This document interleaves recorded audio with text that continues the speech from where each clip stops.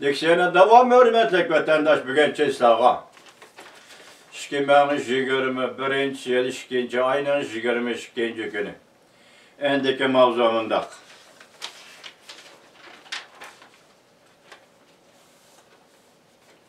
Az uçuraydıgan bir eş. Öndeş. Çoğundan kaynayan 3 nefer yukarı derecelik emeldarı.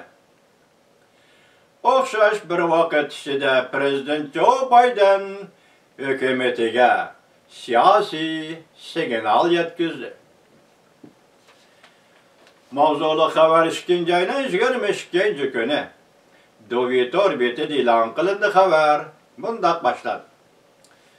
Prezident Joe Biden hükümeti Aksaray'a kirgendiğin kiyen Amerika Cungo münasebeti de roşen yaxşılınış yüz vermedi.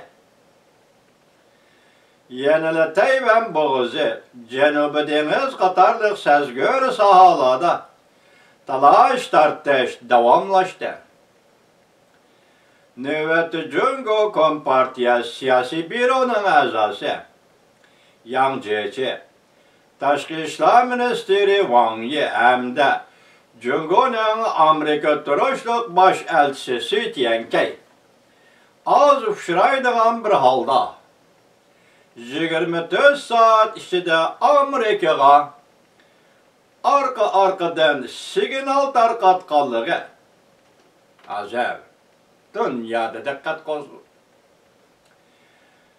Hong Kong matbuatı, Hong Kong iqtisad geziti 2. ayının 22. günü makalelan qilib mundaq ko'rsatdi.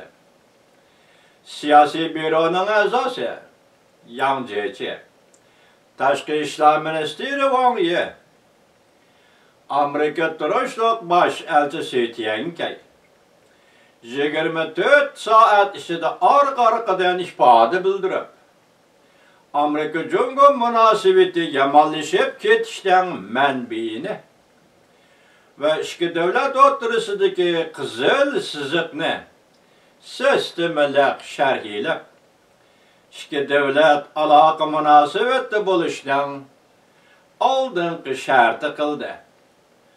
Bu hareketke siyasi signal yaşarınğan idi. 2. ayının 22. günü baş elçisi Tiankay diyalog hem kardeşiz ihtilaflarını tizgillep baş kurup Amerika Cungo münasebetini qayta doğru yolga elip çıkış.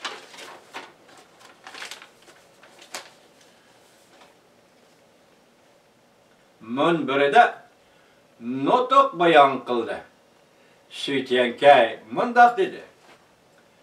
Tayvan, Hong Kong, Uyguristan çetelediğin meseleler ve işler ve Tibet çetelediğin meselelerde Cungo'nun çekinediğin ornu yok deyip ifade bildirip bula Cungo'nun kızıl sızığı deyip görsetti. Müşe abzasını yani bir okuyuteme vatandaş. Notuk bayan kılıp Su Tiankay baş elçi mundaq dedi. Tayvan, Hong Kong, Uyguristan, Şinjan'ga çetelediğin işler ve Tibet çetelediğin meselelerde Cungo'nun çekinediğin ornu yok deyip ifade bildirip bula Cungo'nun kızıl sızığı deyip görsetti. Kızıl sızıqның mənisi sen o tarafga bir qadam ötənməysən, ben bu tarafga bir qadam ötənməyəm. Şundaq mənada keladi hörmətli vatandaş. Lekin ikisimiz bolsun ki, sabiq prezident Trump efendi Çavuşanның başlığı Kim Jong-un bilen 3 qatim görüşdü. Vietnamda bir qatim, Singapur'da bir qatim, ben diyen. Oruç, Dostuş kelişimi imzalanğan Çavuşan Koreya oturusundaki çegralarda bulup 3 katım görüştüm. Şu 4 yıl vazif yürütüş jaryanida siz şuna dikkat kılın. Ben minnendi görüşkende Kim Jong-un bilen Prezident Trump kol tutuşup çigiradan uyakka bir kadem. Yani Kore'den Şimali Kore'ye bir kadem. Çavşan'dan Kore'ye bir kadem öttü. Bu intayın xatarlik mutlaq deb belgilegen qizil siziq idi. Dikkat Cumhuriyet Kompartiyasi, siz bize qizil siziq belgilabsiz. Bu qizil siziqdan Amerika Qo'shma Shtatlarining davlat rahbarlari ana shundaq dastlab o'tdi. Esingizda bo'lsin. Dikkat vatandaş. Qizil siziq deb ko'rsatdi.